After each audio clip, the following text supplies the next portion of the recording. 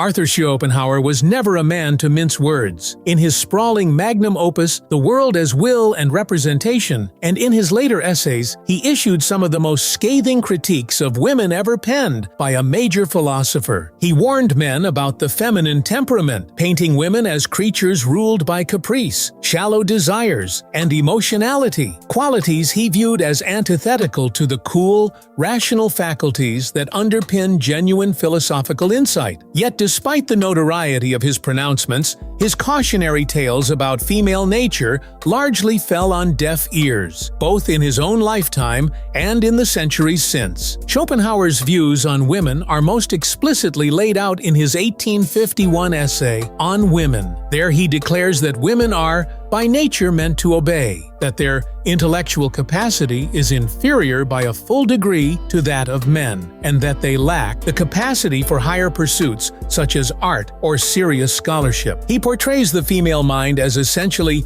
practical and domestic, concerned with the minutiae of daily life, children, household matters, and social intrigues, rather than the abstractions that elevate the human spirit. For Schopenhauer, this practical bent was evidence of a will-driven psychology. Women are governed by the ever-shifting currents of desire, rather than anchored by a principled moral compass. Yet Schopenhauer's philosophy is fundamentally a philosophy of the will, an ontological principle he saw as the driving force behind all existence. In that light, he would argue that women embody the raw, undifferentiated will more purely than men, whose higher faculties allow them some measure of detachment. To him, women were closer to nature's blind striving. They lived to attract, to bear children, to secure their comfort. Men, by contrast, can step back, reflect, and transcend their impulses, if they are fortunate enough to cultivate the contemplative life Schopenhauer esteemed. Despite the vigor of his arguments,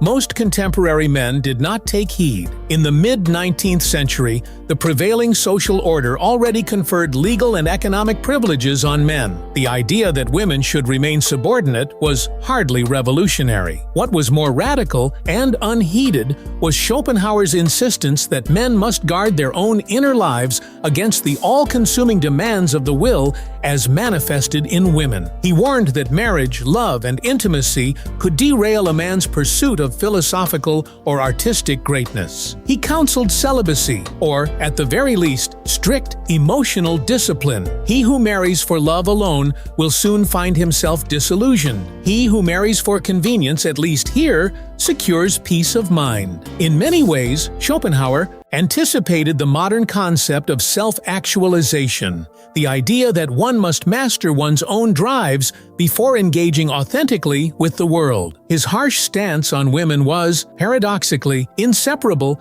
from his broader ethics of self-denial and asceticism. He revered figures like the Buddhist monk, who renounce worldly attachments to achieve inner freedom. To Schopenhauer, women symbolized the gravitational pull of embodiment, the very force he believed shackled human beings to ceaseless suffering. Yet rather than exhort men to break all bonds, he saw marriage as a necessary social institution, one that required constant vigilance and emotional reserve. Fast forward to the late 19th and early 20th centuries. Nietzsche, Freud, and other luminaries were both influenced by and reactive to Schopenhauer's ideas. Nietzsche, in Beyond Good and Evil, mimicked Schopenhauer's provocative tone when discussing women. Yet he also broke with his mentor by celebrating the creative power of Eros and the Dionysian spirit. Freud, too, absorbed the notion of unconscious drives, though he placed less emphasis on gendered distinctions and more on the dynamics of repression common to all psyches. Still, the seed of suspicion toward female nature that Schopenhauer sowed continued to sprout in various cultural and intellectual streams. Why then did Schopenhauer's pointed warnings about women fail to catalyze a reorientation of men's relationship to the opposite sex? Part of the answer lies in the seductive power of romantic love itself. Born of sexual desire and the will to live, romantic love promises transcendence, so long as its object remains idealized. Schopenhauer cautioned that this euphoria is a mirage, a biological trick designed to ensure procreation. But for most men, the bliss of courtship and companionship proved too intoxicating to resist, overriding any philosophical misgivings. Moreover, society's evolving norms gradually rendered Schopenhauer's rigid prescriptions obsolete. The women's suffrage movement, shifting labor markets, and expanding educational opportunities for women undermined the idea that the feminine realm was inherently inferior or trivial. By the mid-20th century, such blatantly misogynistic claims were largely dismissed as relics of a bygone era. Yet while the culture at large moved on,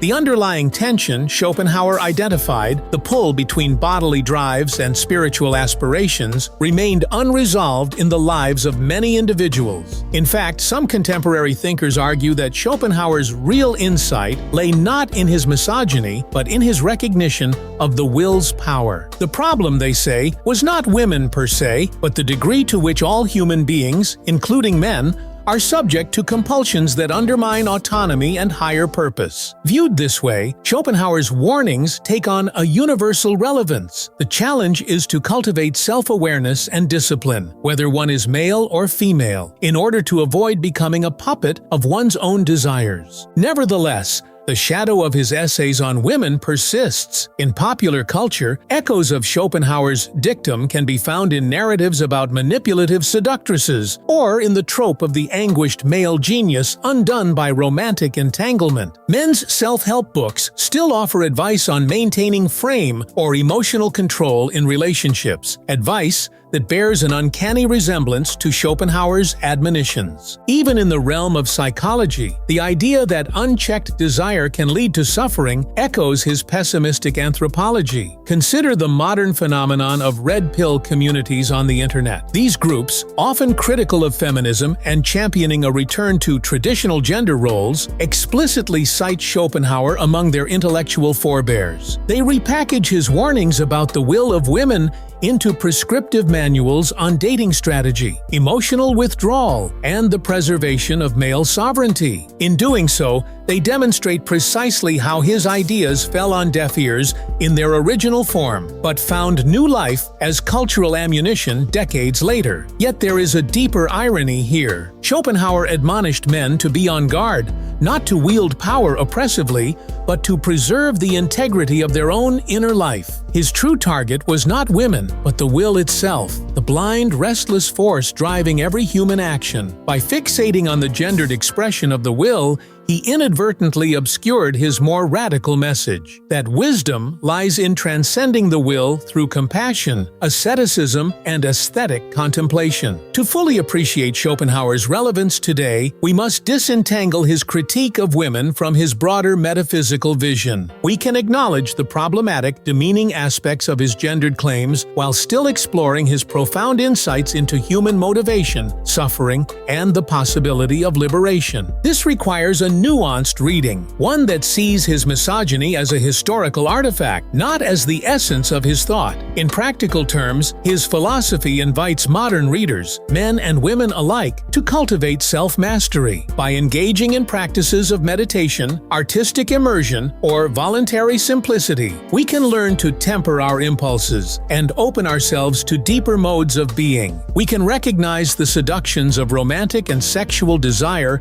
for what they are, natural phenomena that need not dictate the course of our lives. What then remains of Schopenhauer's warning? Perhaps it is not a caution against a particular gender, but a universal challenge to awaken from the tyranny of blind will and to discover the freedom that lies in self-reflection. Only by heeding this call can we transform our relationships, our creative endeavors, and our very experience of reality. Arthur Schopenhauer's legacy persists in subtle ways, beyond the explicit provocations of his essays on women. To continue our exploration, let us delve deeper into the psychological, cultural, and practical dimensions of his warning, reframing it as a universal challenge to master the will rather than denigrate a particular gender. The will as universal struggle. At the heart of Schopenhauer's metaphysics lies the concept of the will to live, an unconscious, ceaseless striving that underpins every form of life.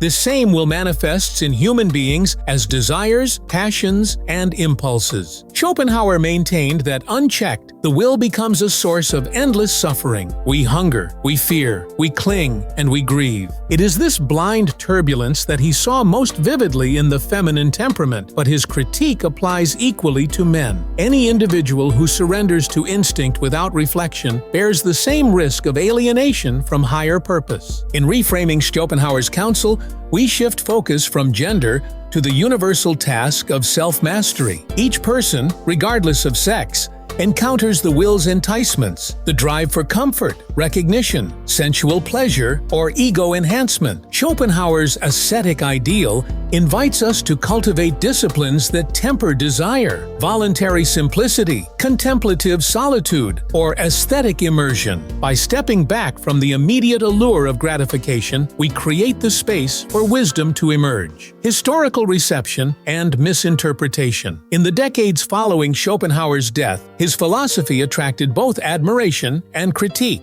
Romantic poets and novelists found resonance in his vision of the artist as a redeemer of suffering through beauty. Tolstoy and Dostoevsky engaged with his ideas about compassion and morality. Yet his essays on women were largely dismissed by progressive thinkers as misogynistic curiosities. Scholars of the early 20th century tended to bracket those passages, focusing instead on his metaphysics and ethics. This selective appropriation shaped the popular image of Schopenhauer, a dark, pessimistic sage whose disdain for humanity was matched only by his reverence for music and art. Meanwhile, the sharper edges of his gender theorizing entered obscure corners of cultural discourse, only resurfacing in subcultural movements that valorized antiquated gender hierarchies. Thus, Schopenhauer's original intent to warn individuals about the all-consuming power of the will was obfuscated by extremist misreadings that weaponized his reflections for political ends. Comparative perspectives. Beyond Schopenhauer. To properly situate Schopenhauer's warning, it helps to compare his insights with those of other thinkers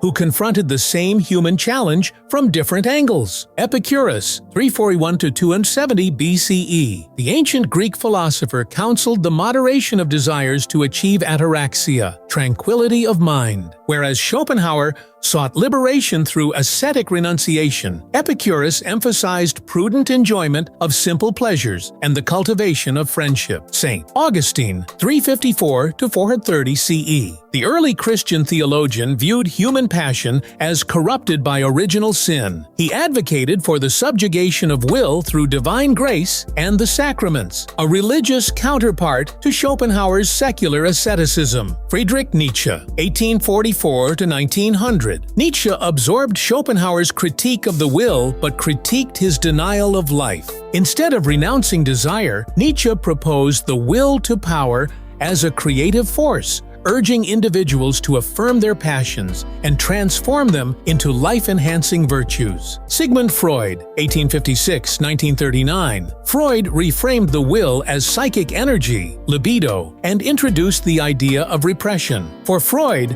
the human task was not ascetic renunciation, but the healthful negotiation of unconscious drives through insight and sublimation. Each of these perspectives offers tools for wrestling with the will. Schopenhauer's distinctive contribution is his stark emphasis on the inevitability of suffering and the possibility of relief through renunciation. The wisdom he imparts applies when we recognize any domain, be it work, romance, social status, or artistic ambition, as a potential locus of enslavement to the will. Modern psychological applications. Contemporary psychology, while skeptical of philosophical pessimism, nonetheless acknowledges the difficulty of balancing desire with self-regulation. Cognitive behavioral therapy, CBT, dialectical behavior therapy, DBT, and acceptance and commitment therapy, ASCIT, all offer techniques that resonate with Schopenhauer's ascetic ethos in translated form. Mindfulness and acceptance. Derived from Buddhist practice, mindfulness encourages non-judgmental awareness of thoughts and feelings. By observing cravings without acting on them, individuals practice a modern form of the ascetic detachment Schopenhauer admired. Impulse control. Strategies. DBT teaches skills such as urge surfing, where one observes the rise and fall of an impulse as if riding a wave, recognizing that urges peak and dissipate if not indulged. This mirrors Schopenhauer's view that strength comes from resisting the will's immediate demands. Values. Clarification. ACT encourages clients to define core values, e.g., compassion, integrity, creativity, and commit to actions aligned with those values, even when desires conflict. This deliberate choice echoes Schopenhauer's notion of subordinating the will to a higher principle. These therapeutic modalities translate Schopenhauer's austere directives into accessible, evidence-based practices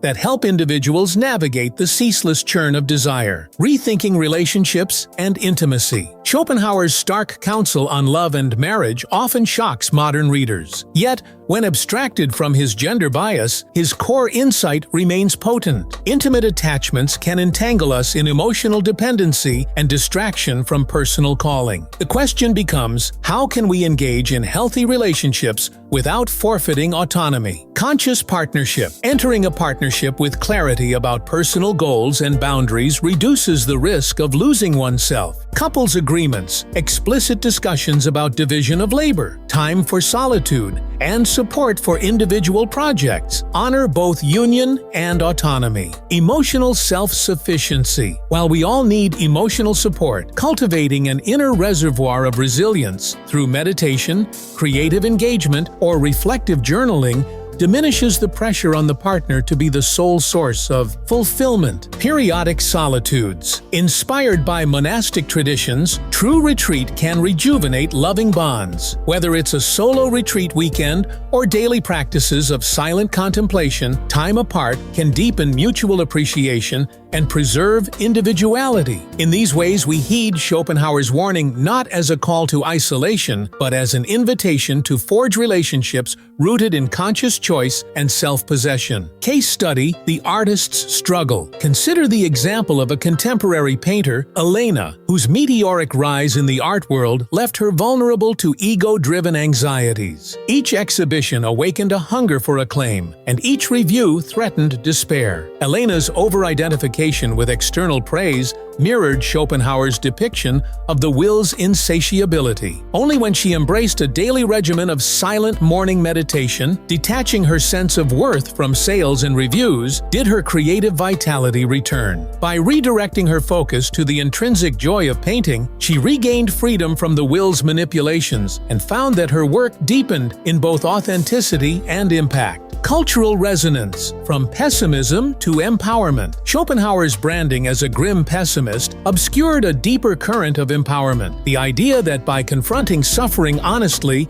and renouncing futile striving, one can discover an inner domain of tranquility. This reframing has influenced minimalism. The reduction of possessions to essentials echoes the ascetic technique of eliminating distractions to focus on what truly matters. Digital's detox movements. Voluntarily stepping away from constant connectivity to reclaim mental space parallels. Schopenhauer's advice to disengage from the will's external enticements. Mindful living trends. Practices that emphasize presence, gratitude, and simplicity draw on the same impulse to transcend relentless desire. These contemporary expressions demonstrate that Schopenhauer's core message, learn to master your own inner drives, and you will reshape your experience of the world, continues to find relevance. A path forward, integrating Schopenhauer's wisdom. To integrate the philosopher's counsel into daily life, consider the following steps. Identify your dominant drives. Spend a week journaling every time you feel pulled by a strong impulse, be it to check your phone, eat, speak out, or seek validation. Name the drive and rate its intensity. Practice voluntary abstinence. Choose one drive, g. social media use, sugar intake, and abstain for a set period. Observe the discomfort, the cravings, and the insights that emerge as you exercise restraint. Cultivate an aesthetic or spiritual routine. Dedicate time each day to an activity that connects you with beauty or meaning. Reading poetry, listening to Bach, walking in nature, in order to shift identification from desire to contemplation. Set relationship agreements. If in a partnership, co-create guidelines for balancing togetherness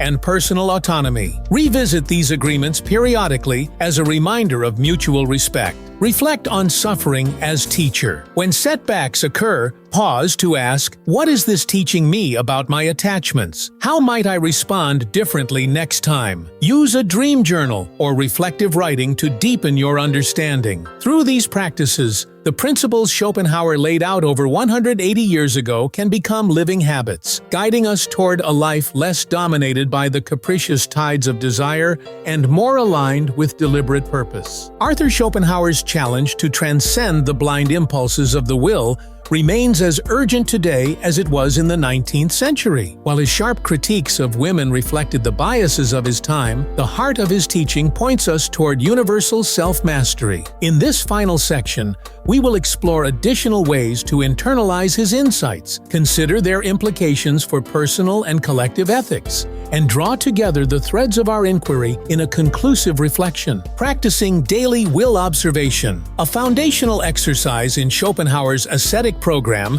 is the daily practice of will observation. Each morning, take 5 minutes to sit quietly with your eyes closed and simply notice the first desires or aversions that arise. Whether to reach for your phone, to brew coffee, to linger in bed, or to plan the day's agenda. Label each impulse as will to enjoy, will to power, or will to avoid, and observe without judgment. This mindfulness cultivates the capacity to recognize drives before they hijack your behavior. Over weeks, you'll begin to experience a gap between impulse and action, a space where conscious choice can override automatic reaction. Embracing productive withdrawal. Schopenhauer extolled the virtues of solitude, not as a retreat into isolation, but as a means of reconnecting with the deeper currents of the self. Schedule regular periods, an afternoon each week, a full day each month, when you withdraw from social media, phone calls, and email. Use this time for contemplative reading, phenomenology, poetry, spiritual texts, slow walking, or simply sitting in nature. Notice how your mental chatter quiets and how new ideas, creative solutions, or ethical insights emerge unbidden. Such productive withdrawal counterbalances the ceaseless demands of the will to live and fosters an enduring sense of inner freedom. Integrating compassion as will's antidote. Although Schopenhauer is remembered as a bleak pessimist, his philosophy ultimately points toward compassion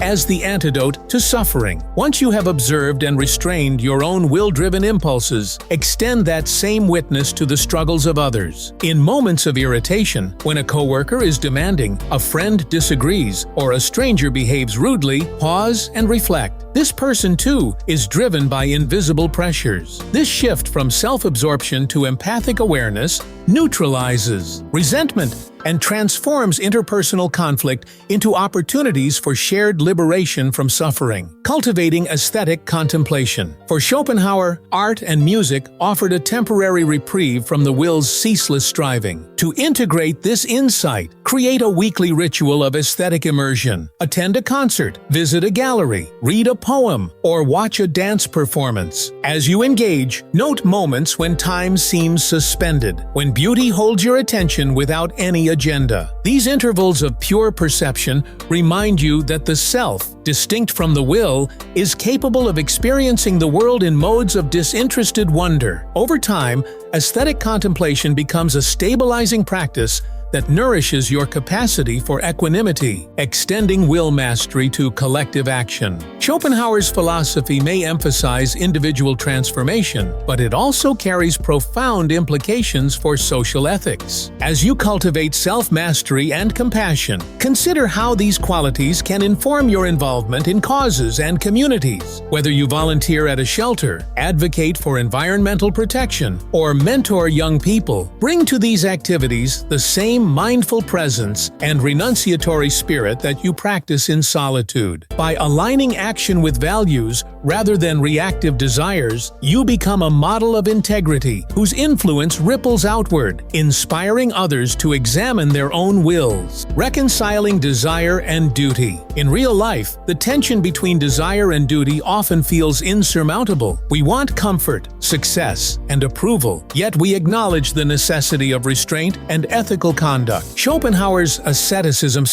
offers a middle path, not a wholesale denial of desire, but a principled calibration of its role. Adopt the motto, enjoy with awareness, relinquish with grace. When you indulge, a favorite meal, a creative project, a leisure activity, do so with full engagement, savoring the experience. When it is time to step back, after the meal, upon completing the project, when leisure time ends, release attachment without regret. This rhythm harmonizes the will's vitality with the soul's need for freedom. The enduring legacy of Schopenhauer's warning. As we draw this exploration to a close, it is clear that Schopenhauer's most enduring legacy is his unflinching diagnosis of human suffering and his daring prescription for transcendence. His essays on women remain troubling artifacts of a patriarchal era, yet they also mask a deeper message that the greatest obstacle to fulfillment is the will itself. By translating his ascetic vision into modern practices, mindfulness, compassionate engagement, aesthetic immersion, and values-driven action, we honor the transformative power of his thought while discarding its historical prejudices. Conclusion: awakening to inner sovereignty. Arthur Schopenhauer warned men, and indeed all human beings, that unless we learn to observe and regulate our own impulses, we remain at the mercy of blind forces that perpetuate suffering. This challenge transcends gender. It is a universal call to awaken to inner sovereignty. Through disciplined self-observation, moments of intentional withdrawal, compassionate attunement, and aesthetic reflection, we can dismantle the tyranny of the will and open space for authentic creativity, ethical action, and enduring peace. By integrating these practices into daily life, we not only fulfill Schopenhauer's most radical aspiration, freedom from ceaseless desire, but also contribute to a more humane world where self-mastery and empathy go hand in hand. In this synthesis of ancient pessimism and contemporary insight, we find a path that honors both the depths of human suffering and the luminous possibility of human freedom.